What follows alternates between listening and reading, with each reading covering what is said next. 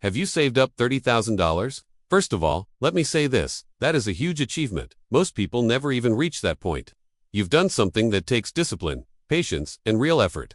So if no one's told you yet, congratulations, but now I need to tell you something important, and I need you to listen very carefully. If you've saved $30,000 and you don't take the right steps, immediately that money might not help you the way you think it will. See, most people assume that saving is the goal, that once they hit a number like $30,000, they're safe or set. But here's the harsh truth. Saving is just the first step. If you're not actively making your money grow, if you're not protecting it from inflation, taxes, and bad financial habits, then that $30,000, it'll slowly lose value. Or worse, disappear.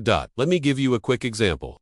If your $30,000 is sitting in a regular savings account earning 0.01% interest, but inflation is rising at 4% per year, then you're losing hundreds if not thousands of dollars in purchasing power. Every single year, it's like having a leaking bucket. No matter how full it looks, it's draining silently. But here's the good news. You can fix this. There are a few simple, powerful actions you can take right now that could turn your $30,000 into $100,000, or even more. The key is to be intentional. With your next moves, you've already done the hardest part, saving that money. Now it's time to take control and use it to build real wealth. In this video, I'm going to walk you through exactly what to do, step by step. Once you've saved $30,000, we're talking strategy, protection, growth, and smart financial moves. So if you're ready to stop playing defense with your money and start playing offense, keep watching, because this might be the most important financial conversation you have all year. Let's get into it now. Let's talk about the biggest mistake people make once they hit $30,000 in savings. They let it sit. They leave that money in a basic savings account. Thinking they're being responsible, they feel safe, like the hard part is done. But here's the truth. Your money sitting still is not safe. It's shrinking. Why? One word. Inflation. Let me explain. If your money is in a regular savings account earning 0.01% or maybe 0.5% interest per year, but inflation is rising at 3%, 4%, even 5% annually, then you're actually losing money in real terms. That $30,000, in 1 year, it might only be worth $28,500 in terms of what it can buy. Your purchasing power is quietly dropping, and you won't even notice it until it's too late. It's like putting water in a bucket with a small hole. On the surface, it looks fine. You think everything is okay, but over time, that bucket drains. Most people don't realize this until they go to use that money, and suddenly it doesn't stretch as far as they expected. This is the silent trap of savings. We're told to save, save, save, but we're not taught how to protect that savings or make it grow. Letting your money just sit there is like planting a seed and never watering it. It's not going to grow. In fact, it might wither. So the question is, what do you do instead? Do you protect your money while also setting yourself up for long-term growth? Well, that's exactly what we're going to cover next.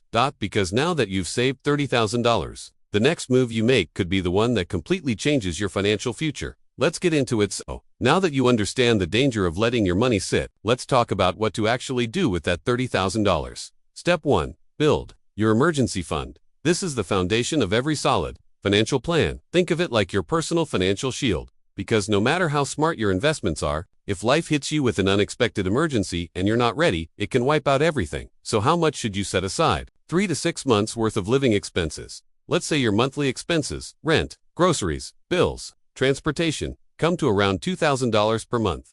That means your emergency fund should be anywhere from $6,000 to $12,000. And this money should be liquid and easily accessible, but not in your main spending account. Here are 2 smart places to keep your emergency fund. High-yield savings account. It earns better interest than a normal savings account, and it's still easy to access when needed. Money market account. Slightly better returns and still very safe. Remember, this money is not for vacations, not for shopping, not for investing. This is your safety net in case something goes wrong. Job loss, medical emergency, unexpected car repairs, anything. Why is this important? Because without an emergency fund, one surprise expense can force you to pull money from your investments or go into debt. And trust me, nothing kills financial momentum faster than having to sell off your investments or rack up credit card interest just to survive. So, before you even think about growing your money, you need to protect it. Once your emergency fund is in place, the rest of your money is ready to be put to work. In the next scene, I'll show you exactly how to start growing your savings with smart, beginner-friendly investments. Even if you're new to the game, let's keep building. Alright, now that your emergency fund is set, your foundation is strong, you're protected, you're stable, and now, it's time to make your money grow. This is where your path to real wealth begins, because saving alone won't make you rich, but investing smartly.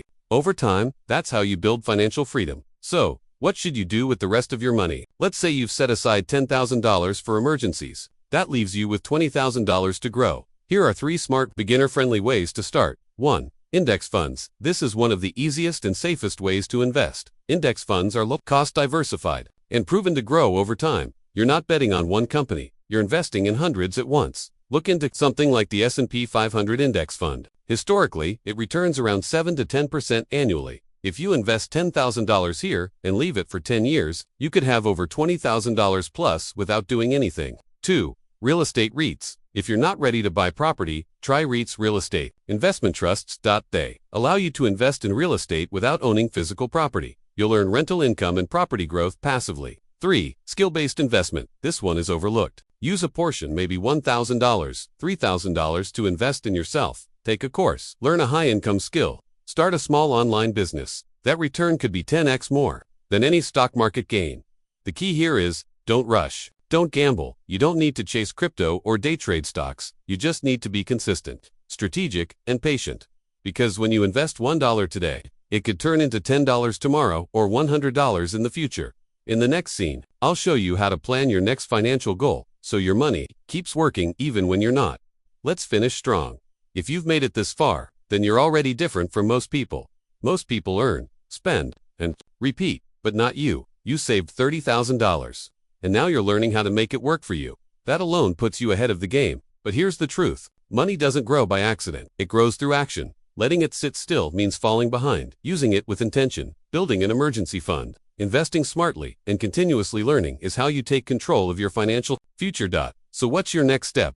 Don't wait for the perfect time. Start small. Start smart. But most importantly, start now. The best time to invest was yesterday. The second best time is today. And remember, building wealth is not about luck. It's about having a plan, staying consistent, and making small, smart decisions over time. If this video helped shift your mindset or gave you clarity, do me a favor, hit the like button. It really helps the channel grow. Subscribe for more videos on smart money moves, financial freedom, and real-world strategies. And in the comments, tell me, what's your next financial goal? Is it saving for your first property, starting a business, or finally getting your money to grow?